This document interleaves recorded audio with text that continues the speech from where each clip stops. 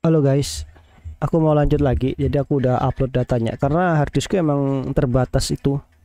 Se Seterbatas itulah. Jadi aku harus upload, hapus dan ya begitu.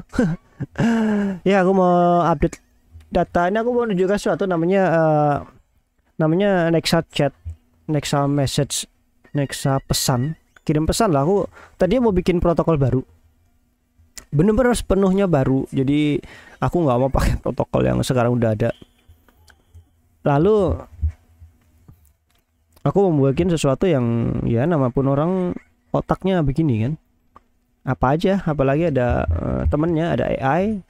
Aku pakai chat GPT yang halu itu yang suka halu, yang suka nyesatkan. Ya udah ngobrol-ngobrol aja gitu kan, terus cari-cari ya, karena nyari ide mungkin suatu saat itu akan berguna mungkin ya, karena ide liar ya udah kita tangkap aja, apapun mau gagal mau enggak bikin aja dulu, nanti kita bisa tahu itu masalahnya di mana gitu. Oke, kita update dulu ya. Tadi kita kan ada pembelian di CLV ya, dan sekarang udah lossnya di 8% tuh loss 8% tuh. Padahal tadi pembelian ya kan, kalau kalian lihat dia pembeliannya ini loss 8%, kita simpen dulu ya di sini ya.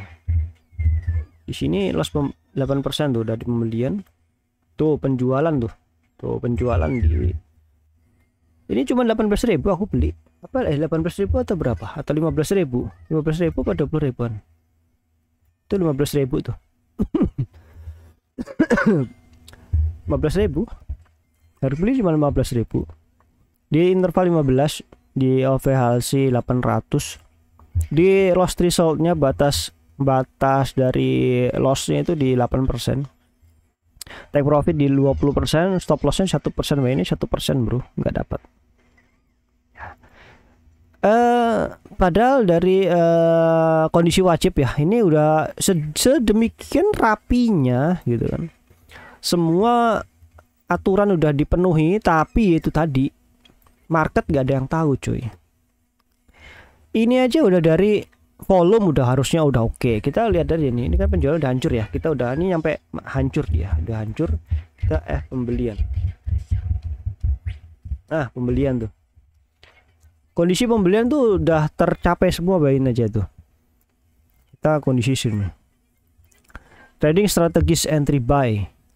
Lihat tuh, momentum skornya udah komplit 4 di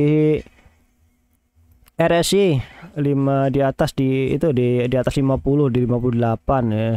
Stok RSI di atas 20, di 65 nih.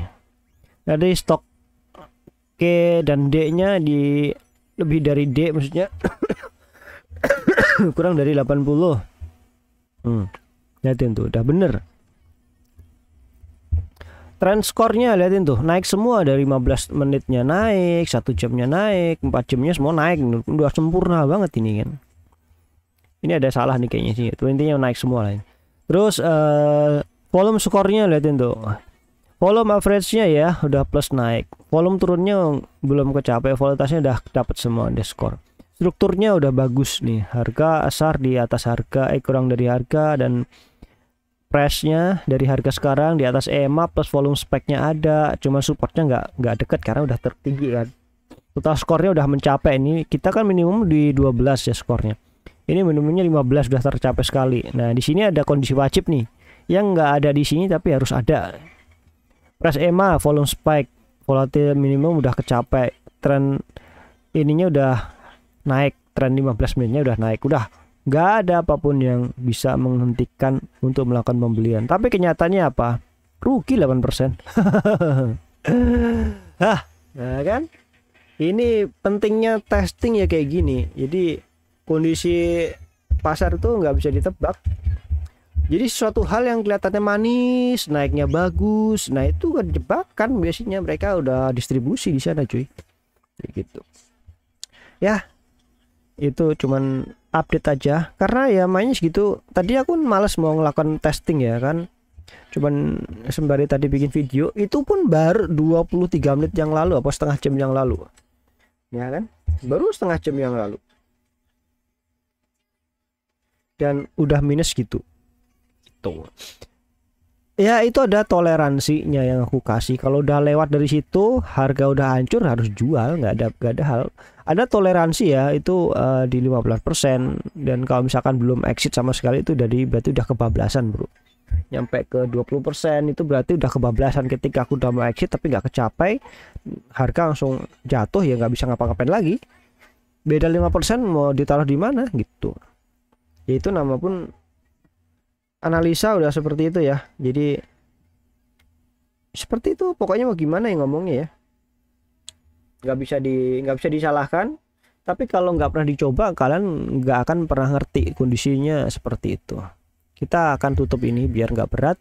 Dan Elite Shop ini akan ditutup. Ini sebelumnya bukan Elite Shop, sebenarnya Venus Shop namanya sih. Selesai dengan itu gitu. Kita akan tutup. Kita kan nggak akan mau bahas ini lagi. Kita tutup biar enteng. Karena komputerku ini komputer canggih banget. Saking canggihnya itu nggak bisa pakai aplikasi rendahan lah. Ini aplikasinya tuh. Loh, mentok tuh 100%. Wow, nggak bisa bergerak. Ini nanti ditutup dulu di 44%. Ini karena buat GPU kan. Karena aku kan pakainya CPU.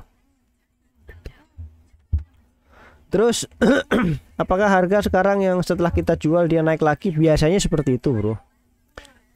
Biasanya seperti itu. Loh, kok nggak bisa dibuka ini? Show. Oh, ini dia.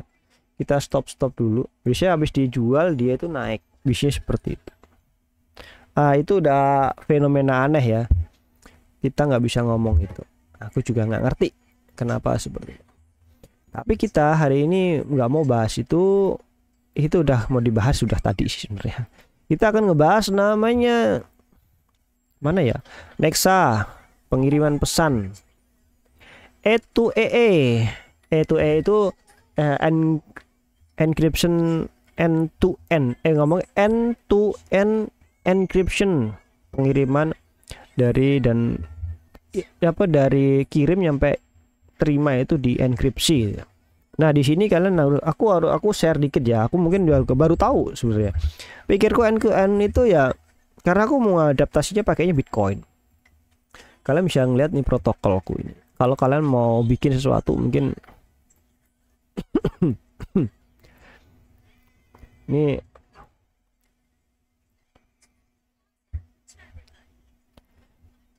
yang ini aku udah coba di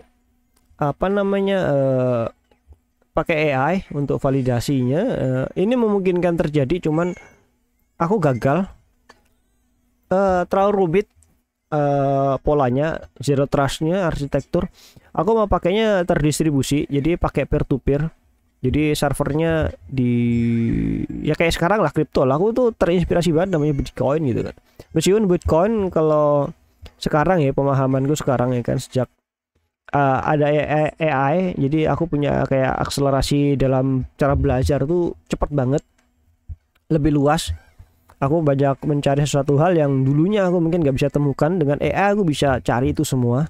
Aku nggak begitu percaya dengan AI jujur, cuman aku melakukan kayak kalibrasi aja dengan otakku itu loh. Aku mikir begini, AI itu ngomongnya apa sih gitu loh. Ya aku cuman kayak tes debat pendapat aja lah kayak gitu. Nah, ini kalau kalian bisa lihat nih. Encryption, tapi ini kan aku ngambil dari teknologi Telegram, terus WA dan yang lain-lain ya. Cuman aku di sini akan fokus ke fitur keamanannya aja. Cuman ini ya, Nexa protokol ini udah gagal, ini nggak usah dibahas. Ini yang versi 1 tuh, rancangan ini gagal. Ini gagal semua, nyampe versi-versi ini gagal nih, dev 1. Ini 0 nih nyampe ini gagal nih, nyampe looping ini. Jadi ada kegagalan itu adalah ketika di sini harusnya ada lognya kayaknya sih. Lognya mana ya? Ada lognya nggak? Nggak ada di sini. Biasanya ada lognya sih. Aku bisa kasih log sih. Dia itu mengalami looping itu gini, maksudnya aku ada solusi nyampe A ketemu B ketemu C lagi, balik lagi nggak ketemu gitu. Jadi dia itu si klien, ini pemahamanku dasarnya dulu ya. Si klien si A kirim si B. A itu kirim pesan ke itu, nyari ke node dulu nih yang belum ke distribusi ya. Kita masih ke node 1, ke server dulu. Aku maunya server itu hanya sekedar ngebaca pesan doang, menjaga pesan. Kalau si A ada pengirim pesan, lalu si B ngambil pesan itu, tapi dengan syarat dengan B itu harus sesuai pemiliknya resmi. Kayak kita transfer Bitcoin atau kripto sesuai alamatnya si A, walletnya itu, ya kan, walletnya 123 misalkan. Akhirnya si B terima itu 123, dicek, oh ada nih transferan, dia harus sebagai pemiliknya, berarti harus mempunyai sheet wordnya ya, word sheetnya apa, sheet ya, sheet itu loh yang kata-kata itu 12 kuncinya itu, atau namanya private key-nya itu harus punya, harus dicocokkan untuk akses itu punya file kuncinya di situ. Oke. Karena aku kan pengguna kayak Telegram dan yang lain, aku tuh nggak melihat pertukaran kunci itu. Nah di situ aku ngerasa di pengembangan pertama hal itu bisa dilakukan, ternyata nggak bisa. Akhirnya aku menggunakan metode Bitcoin. Ya sebelum kita kirim, ya karena ini pendekatanku pakainya Bitcoin Node ya, atau blockchain lah, kita ngomong ke blockchain aja biar nggak Bitcoin banget lah. Bitcoin lagi, blockchain Node berarti harus mengetahui namanya ID berdasarkan nonsnya, apa walletnya itulah namanya kayak gitu. Biar kita ngomongin enaknya gimana ya, biar mengetahui si alamat kriptonya itulah. Akhirnya alamat kriptonya ini akan dimasukkan dulu ke wallet, ke kontak, misalkan A dengan alamat kriptonya 12345 B 6789 gitu. Nah caranya adalah melakukan pertukaran antara A dan B itu sejak pertama mereka kenalan. Jadi A ketemu si B harus kenalan dulu, mana kamu punya wallet mana, biar kita bisa transaksi. Misalkan oh ini walletku, ini walletmu, jadi kita nggak pakai namanya number atau nomor seluler, nggak, kita pakainya wallet lah gitu. Oke. Namanya kita di sini sebut namanya public key, dan public key itu ada pasangannya namanya private key. Jadi private key dan public key. Oke. Private key itu yang digunakan untuk ngebuka atau sebagai pemilik resmi untuk si pesan itu sendiri, atau namanya walletnya ya. Wallet itu harus dibuka menggunakan private key. Lalu public key sebagai pasangan ini digunakan hanya untuk kita melakukan transaksi atau bisa transferan lah antar banyak orang, bisa disebar ke banyak wilayah gitu. Lalu ada poin yang ketiga adalah kita itu harus memiliki namanya kita kirim kirim paket itu harus sesuai dengan pengirim aslinya, bukan yang dimanipulasi, kan gak sih? Kita kayak punya, kalau kita kirim ke ekspedisi kita mendapat tanda bukti kita yang ngirim, bener kita yang mengirim, kita punya buktinya. Nah buktinya itu kita bisa lampirkan ke dalam paket itu, kita foto atau gimana pun ya, itu namanya digital signature atau tanda tangan digital lah kayak gitu. Oke, jadi pertama adalah si A ketika mau ngirim ke si B, ini mekanismeku ya, nggak tahu mekanisme yang lain, nggak tahu, aku belum belajarin mereka punya topologi atau protokol keamanan seperti apa, nggak paham ya. Jadi si A sebelum ngirim si B, mereka tukeran dulu nih, public key lu berapa, signature digital lu punya berapa ya, mereka ada catat tuh.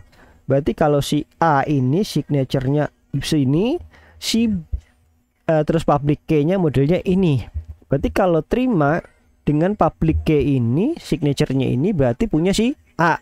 Si B menyimpan itu, si A pun akan memiliki punya si B, biar mereka bisa komunikasi. Itulah kuncinya untuk melakukan proses komunikasi ini. Jadi aku akan tunjukkan itu. Di sini aku mode di dev-nya. Ini kan ada versi stabil di 226, ini udah stabil. Aku belum ada pengembangan lagi, masih ngeblank mau kemana arahnya. Cuman ini di sini jalan. Jadi di sini udah menjalankan multi node. Jadi udah ada 3. Ini ada 3 node.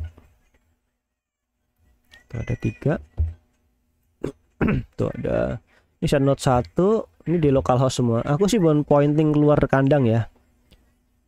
Oke, kita taruh sini dulu. Aku sih pengen ini jadi protokol yang bagus lah. Indonesia biar punya kayak gini loh, jangan keluar mulu lah. Kenapa sih bikin begini gitu loh. Nah ini tadi aku mau nambahkan tadinya kan gini, kalau blockchain kan yang nanda tangan digital itu kan adalah di node-nya ya. Ini aku nggak, kita create dulu di awal aja lah. Nah, ini kita pakai rotarinya di bagaimana nggak ngerti. Pokoknya ini kalau kalian nggak punya public key, jadi public key ini benar-benar disimpan, nggak pergi kemana-mana. Ini yang kalau sampai pergi ini bahaya nih. Nah sekarang aku nggak tahu nih, kalau WA dan yang lain masih bisa di cloud, berarti public key-nya masih mereka simpen, mereka punya. Nah public key ini yang jadi masalah, kalau mereka bisa buka akses ke kita punya pesan gitu loh. Itu yang jadi poin pentingnya. Kalau si apa namanya private key atau public key ya, orang bisa tahu semuanya. Tapi kalau untuk buka pesannya, nah ini yang masalah ini. Karena buat nguncinya ini harus pakai private key masalahnya gitu. Ya mungkin ini aku yang baru belajar juga ya kan. Protokolku mungkin ya nggak sebagus itu kan. Cuman ini menurutku sih udah oke sih. Udah oke. Kalau menurutku ya.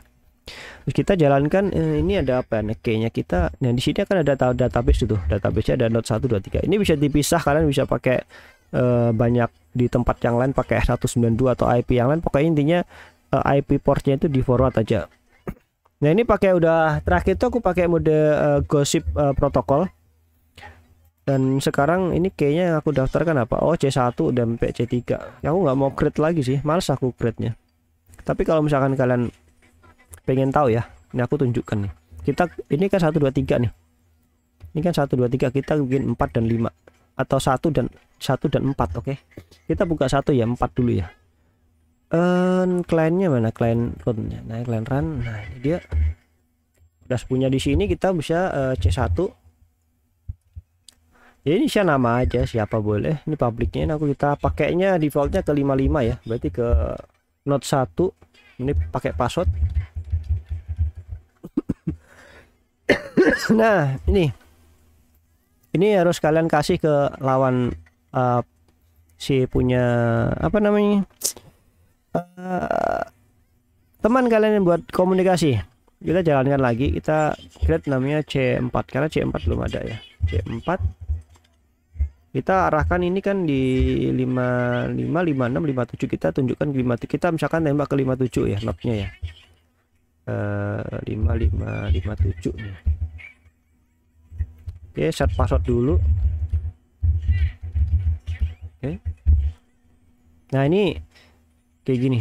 Nah, ini kita bisa contohkan di sini, cuy. Oke.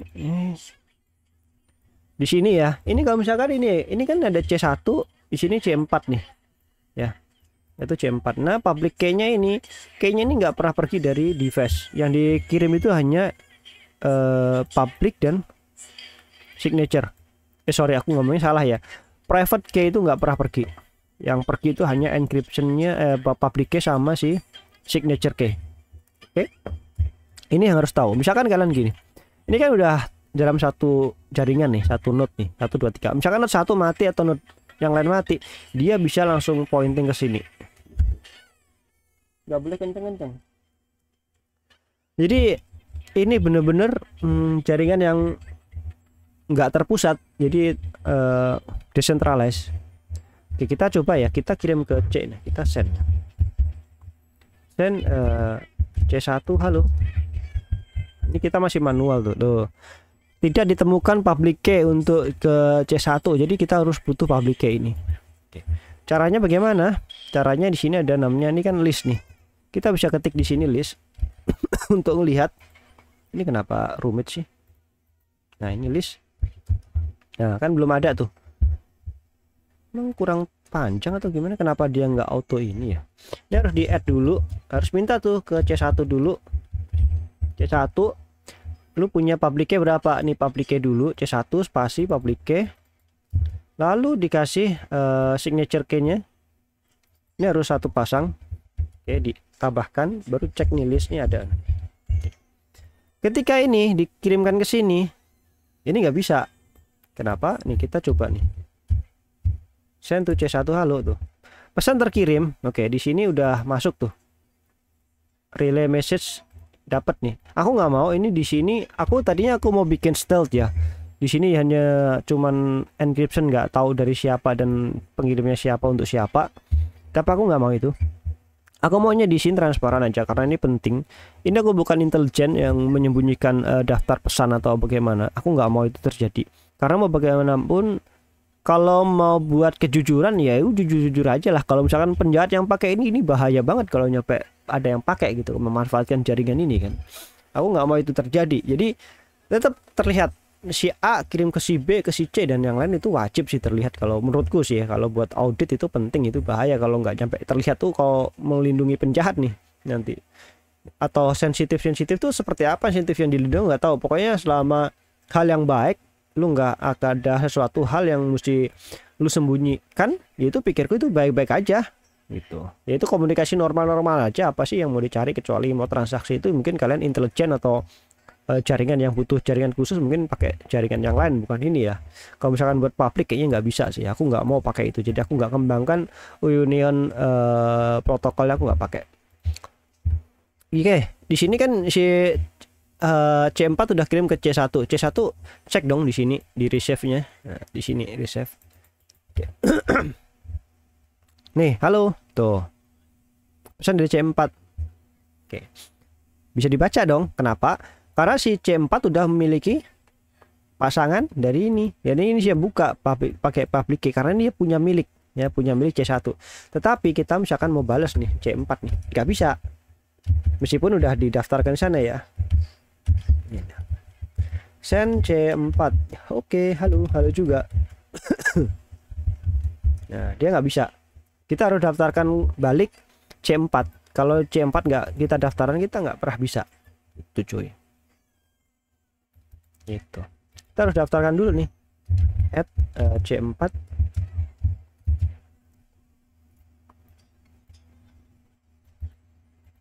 Nah, ini harus bisa tuh baru tuh kita baru kirimkan halo juga. No, ini baru masuk tuh cuy. Itu cara komunikasinya gitu ya. Ini masih sukannya hitam putih itu. Nah, di halo juga itu. Ini ada timeout. Ini aku belum perbaiki pakai asinkronnya ya. Terus kita apa kabar ya.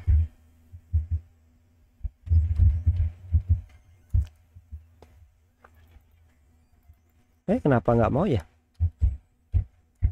Halo apa kabar? Oh kayak gitu. Nah, komunikasi kayak gitu terus. Kabar baik ya. Ini kita receive dulu nih.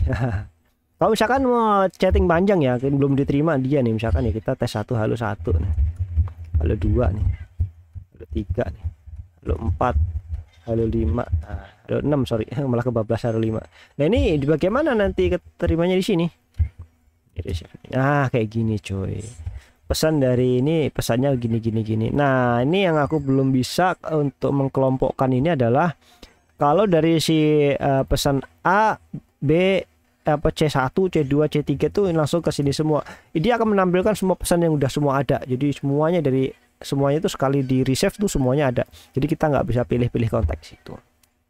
Itu doang sih masalahnya. Dan ini masih di command line. Pakai CL ini. Kalau misalkan aku buat public ini bisa dipakai nggak? Bisa, tapi untuk keamanan ya itu buat produksi ya aku nggak tahu ya. Hacker itu kan macam-macam ya. Ini aku cuman ya dari dari apa yang aku mau dari model Bitcoin. Selama key-nya nggak pernah dipublish, selama ya itulah pokoknya selama public key-nya public private key-nya masih disimpan, nggak pernah diambil ya selamanya aman. Meskipun ini mau dibobol nih ya, misalkan di tracking nih, dicek nih, ya tetap nggak bisa. Mau gimana hash kayak gini mau buka ini pandanganku ya, mungkin aku salah juga ya. Kalau aku adopsi ini protokol ini, labung Bitcoin aja sekarang mereka bisa lihat ya. Cuman itu kan ditandatangan di note-nya ya apa? Tuh sebentar ya. Lalu di sini kalau nggak dapatkan private key-nya gimana kamu bisa buka pesan itu gitu loh. karena harus punya private key-nya untuk mendapatkan akses itu punya pesan. Ini bisa dimanipulasi apa enggak paketnya? Bisa aja. Kalau kalian memanipulasi paketnya, ya nanti akan beda hashnya toh, nggak seperti ini lagi gitu loh. Misalkan seperti itu. Dan ini sinkron. Kalau misalkan ini dimanipulasi di sini, gimana dia mau mengirimkan paket ke sini? Kan database-nya beda, timestamps-nya beda, maksudnya stempel waktunya, penandanya itu beda.